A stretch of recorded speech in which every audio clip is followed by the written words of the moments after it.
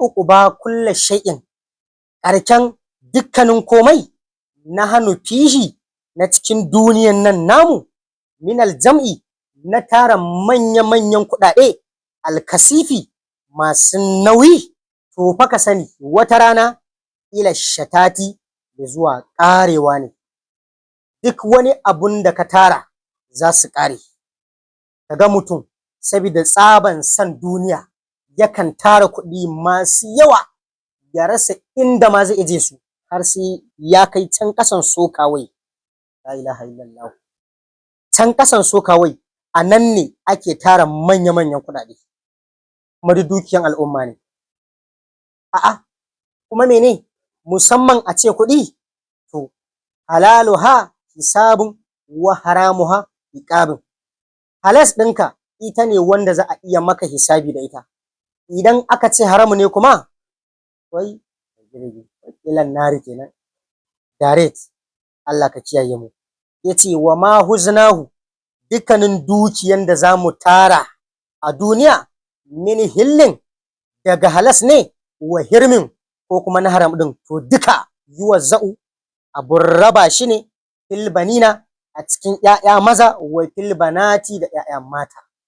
Wato duk wani abun da zaka tara zaka mutu zaka bar wa magada, zaka bar ma ƴaƴa maza da ƴaƴa mata. La ilaha illallah muhammadur rasulullah.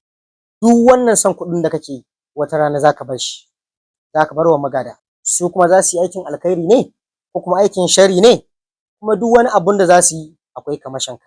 A bi Allah kawai a cikin wannan rabon gadon.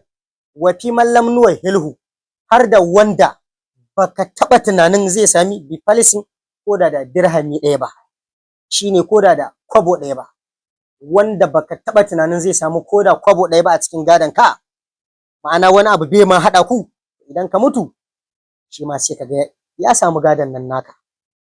Kai wa qimati habbatin, har da ma wanda baka taɓa tunanin zai samu ko da ƙiman ko da misalin ƙwayan hatsi ba, amma kuma qablal mamati, bayan mutuwanka shi ma sai ya samu. Kaga ya ci banza, baka bashi lokacin da kake raye ba ka samu lada, gashi ya zo ya ci banza.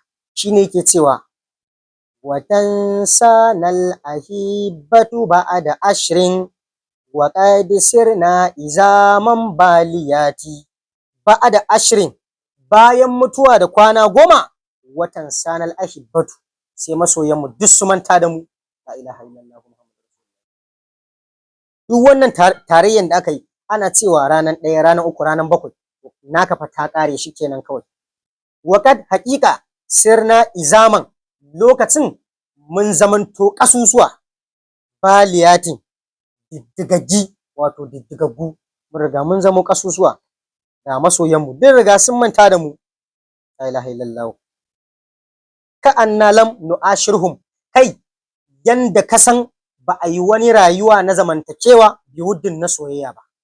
Walam yaku fihi muhillun, a cikin masoyan nan namu yanda ka san babu wani masoyi guda ɗaya wanda ya kasance muwatin mai zuwa ya rinka ziyaran kabarinka.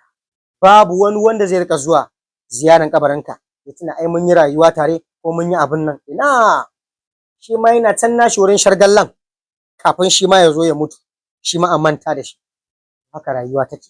Wannan shine harfin ta'i na cikin littafin zuhudu, wato harafi wanda yake karewa da ta. A kuma bugun Hausa irin namu, shafi na 3 kenan na cikin littafin zuhudu. Littafi ne wanda Sayyidina Aliyu Zainul Abidina ya wallafa ta. Shi kuma ɗan Sayyidina Hussein ne. Sayyidina Husaini ɗan Sayyida Fadima da Imam Aliyu. Kaga shi ma jika ne wurin Annabi Muhammadu.